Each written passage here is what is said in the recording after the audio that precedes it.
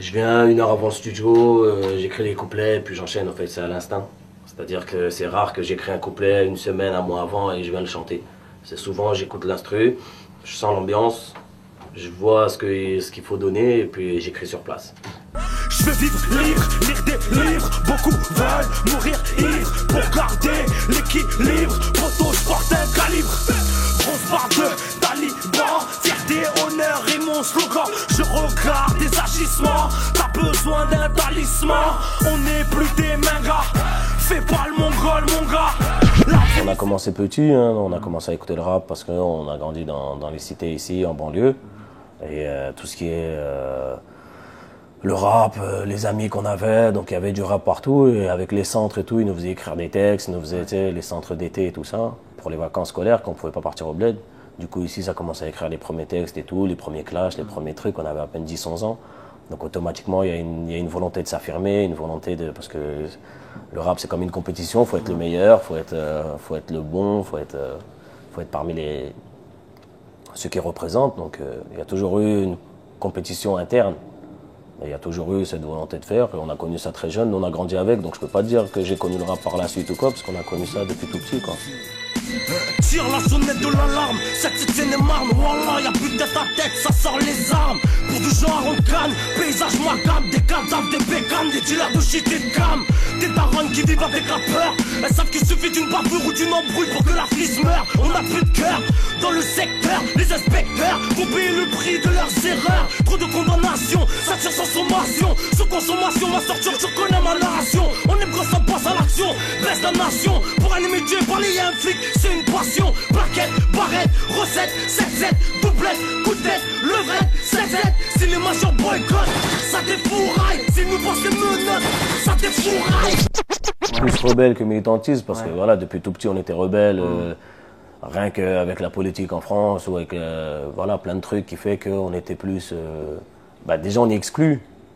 On se sent exclu. Enfin depuis tout petit on se sent exclu de pas mal de pas mal de milieux, donc on essaye au maximum, nous, de s'inclure. Des fois par la force, des fois parce qu'il faut être cash, il faut choquer pour qu'on te comprenne. Vous foulez de la haine, vous allez être servi.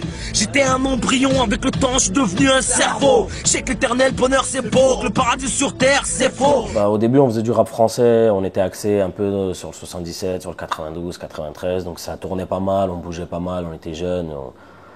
Internet, ça commençait à se développer. On était un des premiers groupes qui tournait pas mal sur Internet. Et par la suite, au fait, on m'a toujours dit fais un son en turc, fais un son en turc. Moi, je voulais pas au début. Et quand j'ai fait un couplet, on a fait un son en turc et je suis parti en Turquie. Quand je suis revenu, j'ai vu qu'il y avait plus de 500 000 téléchargements sur le son et tout ça. Donc moi-même, j'ai été surpris.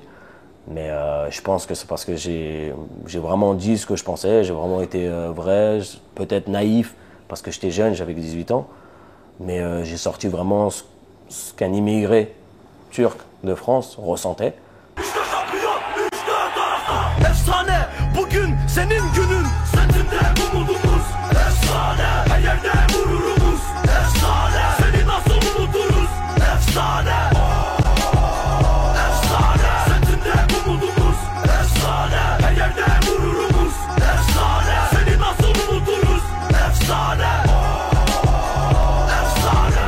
Avec des Rebeux, avec des Renois, on a grandi avec des Français, on a grandi avec tout le monde. Et nous, comme le rap, c'est pas dans notre culture, les cultures, donc ils nous ont dit directement, oui, le rap, ceci, cela, donc on est obligé de revendiquer le fait qu'on est des rappeurs, mais turcs. Donc c'est pas forcément du patriotisme, mais c'est plus, de toute façon, dans la rue, on nous appelle que turc, voilà, on nous appelle le turc, le turc, donc c'était plus axé sur ça, quoi. C'était pas aussi une volonté, justement, de véhiculer un message, peut-être sachant que nous, quand on a commencé, le pays n'était pas si développé que ça. Donc voilà, pour dire que voilà, les gens, ils te confondaient, ils disaient alors, en gros, comme si on était voilà, des Asiatiques, du Moyen-Orient, tu sais, ils ne savaient pas trop. Donc à chaque fois, notre histoire, elle est bafouillée. Donc nous, on voulait juste un peu remettre les vérités à l'ordre, un minimum, quoi. Dire, se présenter comme quoi, oui, les Turcs, on n'est pas non plus la population la plus mauvaise au monde, quoi.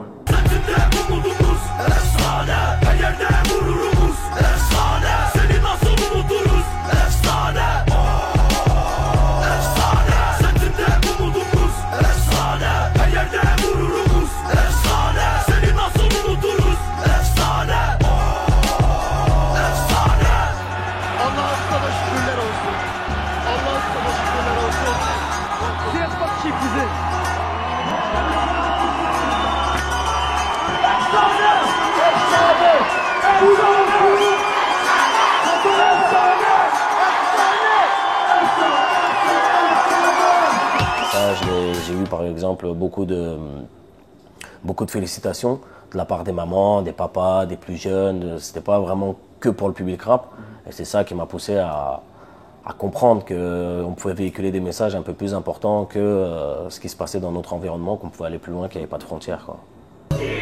T'es déplumé, je t'ai assommé, sur le prolique dans le quartier, on t'appelle saumon fumé. Je préfère perdre mes cheveux que de perdre des sous. Faites pas les fous où je mets des coups. Beaucoup d'MC ne valent pas un clou. T'auras jamais ma vie, même si t'en meurs d'envie. T'auras jamais mes La musique, elle est éphémère, c'est-à-dire que c'est pareil pour tout le monde. On ne peut pas faire, surtout quand on n'est pas produit, on n'est pas des fils de riches, on n'a pas les mêmes moyens que tout le monde, on n'a pas les mêmes encadrements que tout le monde. Donc on essaie au maximum, nous, de faire avec nos propres moyens. Mais dans la vie, il y a des hauts, il y a des bas. Il y a la famille qui passe avant tout, il y a la santé, il y a plein de trucs. Donc le rap, bien sûr, que ça fait partie de nos activités principales, mais c'est pas l'activité principale où qu'on mange de ça pour l'instant, quoi. Il y a eu des périodes où on a reçu, on a mangé, ça nous a nourris, ça nous a habillés, mais c'est pas ça qui nous fait vivre. Donc là, on s'est toujours battu. Donc oui, il y a eu des périodes où on était moins devant le public, mais ça ne veut pas dire qu'on avait arrêté. Ça écrit toujours des textes, on enregistre, on organise notre équipe, on organise des projets. Mais c'est vrai que des fois, c'est moins à la lumière que d'autres, ou d'autres périodes, tout simplement. Et là, c'est moi avec Iron, le mec de mon groupe, et Crêpement. Hein? Voilà, il m'a appelé là. Je t'ai dit, c'est que les cousins là-bas. Ceux qui ont pris les choses en main, c'est les cousins. Ce que tu vas manger, ça ne sera pas du café, mais plutôt du tarmé. Je suis sur le hamac, mais sur le tarmac. Je suis en mode hammam, je continue à te faire mal, même si tu me dis tamam. Je suis pas la bourse, mais je surveille les cours du chili et de la coque. Je rate pas une news, je suis comme un Italien qui suit la mode. Je reste malin et réservé, le niveau je l'ai conservé. Devant personne je l'ai salivé, y'a des sourires qui m'ont énervé. Je rêve de chaleur et de playa. Moi dans raciste tu m'as complètement faya.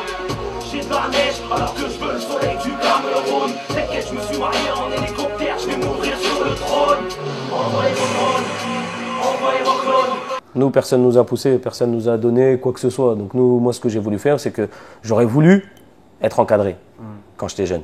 J'aurais voulu que des... Ça aurait changé des choses, par exemple, bien sûr, carrière. Bien sûr. Je pense que je serais plus construit, logiquement. Ouais. Donc là, on aurait écouté les conseils. On n'a pas eu de grands, nous. C'est-à-dire qu'il n'y avait pas de grands frères dans la musique, on n'avait personne. Donc c'est pour ça qu'au tout début, tu me disais, est-ce que vous êtes les premiers? On n'est pas les premiers. Mais c'est normal que le hip-hop est devenu tardivement, en fait, dans la communauté turque, en France. Et nous, on n'a pas eu de grands frères. Donc ce que j'ai essayé de faire, c'est d'encadrer au maximum les jeunes pour que eux, ils aient la chance que nous, on n'a pas eu, d'avoir des conseils et d'avancer, de faire des clips, de faire des trucs, alors que nous, on n'avait même pas de caméra.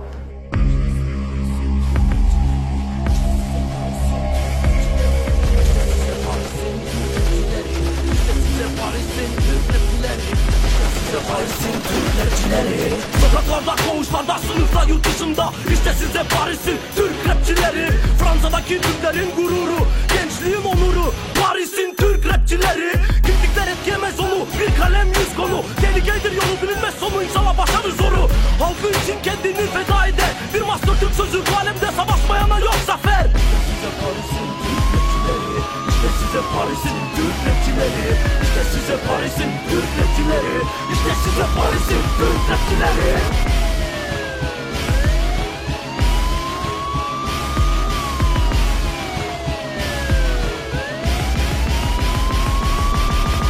J'ai fait les rappeurs turcs de Paris, quand j'ai fait le collectif, c'était plus pour aider les jeunes, pour leur montrer que oui, il y a d'autres moyens que de vendre du shit, que d'aller en prison, que de rendre triste sa famille ou quoi que ce soit.